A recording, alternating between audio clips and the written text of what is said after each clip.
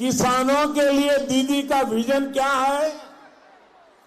PM किसान सम्मान निधि पर रोक।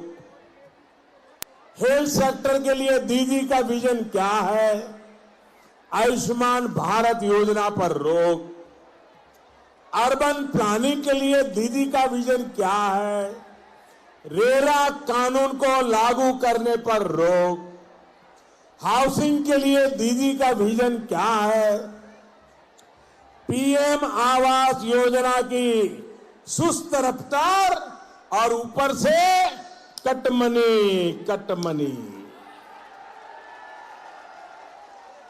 सेफ वाटर, शुद्ध जल के लिए दीदी का विजन क्या है? हर घर जल मिशन के पैसे जो भारत सरकार ने भेजे हैं, फाइलों में दबाकर बैठ जाना। आप मुझे बताइए, क्या जो इस विजन के साथ काम कर रहा हो, वो बंगाल के सामर्थ्य के साथ न्याय कर पाएगा? इसलिए बंगाल की जनता ने, आप सभी ने ठान लिया है, दीदी को अब जाना ही होगा।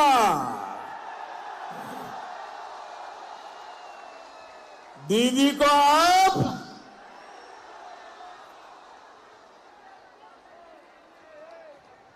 वैसे आज नंदीग्राम के लोगों ने ये काम पूरा कर दिया है।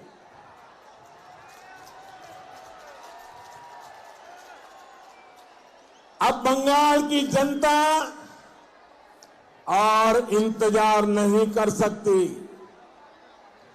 अपने भविष्य को बचाने के लिए, अपने बच्चों के भविष्य को बचाने के लिए, अपनी पहचान को बचाने के लिए बंगाल के लोग आज सिर्फ चुनाव में हिस्सा नहीं ले रहे हैं, बल्कि वो बंगाल के पुनर्जागरण का मार्ग तैयार कर रहे हैं।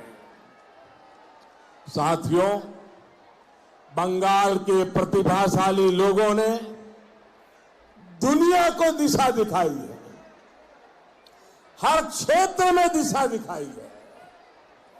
एक जमाने में समुद्री ट्रांसपोर्ट का, इंडस्ट्रियल प्रोडक्शन का सबसे बड़ा केंद्र अगर देश का कोई था तो यही क्षेत्र था।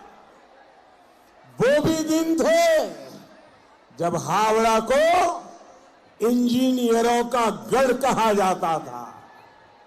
ये संस्थान रिवर्स इंजीनियरिंग के उद्योगों के लिए जाना जाता था। ये वो समय था जब यहां सैकड़ों मेटल कारखाने हुआ करते थे, लेकिन गवर्नेंस की कमी ने, सुशासन की कमी ने ये सब तबाह कर दिया। नतीजा ये कि यहां के बड़े बड़े कल कारखाने इतिहास हो गए। आयरन स्टील इंडस्ट्री हो, पीवीसी मोल्डिंग यूनिट्स हो, ऐसे अनेक उद्योग या तो बंद हो गए या बंद होने की कगार पर है। यहां के जूट उद्योग की स्थिति, जरी उद्योग की स्थिति सबसे आप भली भांति परिचित है।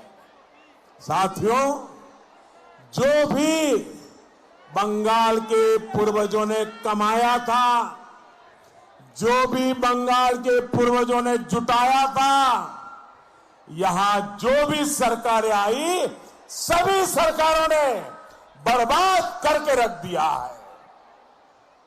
आज दीदी की सरकार की पहचान क्या है?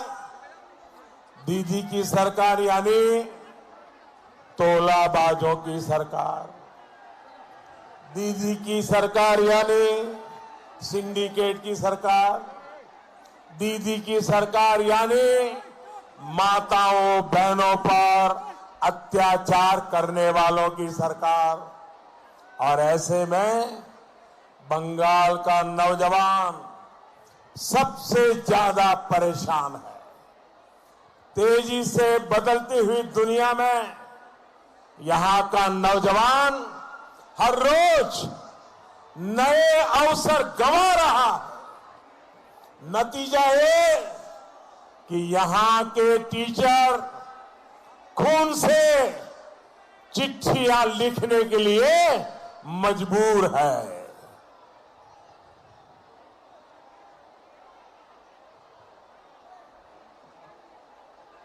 राज्य सरकार के कर्मचारियों को बराबर वेतन का लाभ नहीं मिलता। भर्तियों की लिस्ट पहले तो आती नहीं है, और अगर आती भी है तो उस पर तुष्टीकरण का ठप्पा लगाकर ही भेजा जाता है। दीदी ने यहां तय कर दिया है, सरकारी योजनाओं का लाभ पाना है तो कटमनी देनी पड़ेगी। सरकारी अस्पताल में इलाज कराना है तो कटमनी देनी होगी। यहां तक कि किसी को अंतिम संस्कार भी कराना है तो भी कटमनी देनी होगी। भाइयों और बहनों, ऐसे माहौल में क्या बंगाल में निवेश बढ़ सकता है? ऐसे माहौल में बिजनेस का माहौल कैसे बनेगा? ऐसे माहौल में नौजवानों से सपने कैसे पूरे होंगे? यहां जो उद्योग बीते 10 साल में फला फूला है वो है वसूली उद्योग, तोलाबाजी उद्योग, तस्करी उद्योग, माफिया उद्योग। दीदी ने गरीब से सेहत और नौजवान से उनका भविष्य छीन लिया। भाइयों और बहनों, जैसे जैसे 2 मई का दिन करीब आ रहा है, दीदी की बौखलाहट बढ़ती ही जा रही है।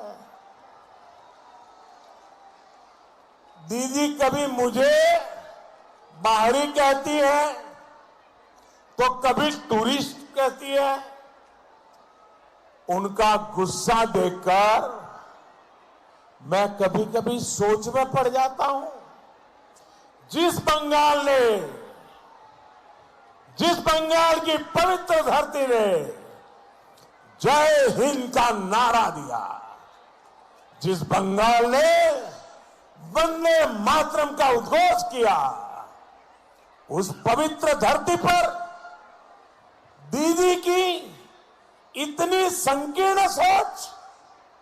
दीदी, ये किसके प्रभाव में बोल रही हैं आप?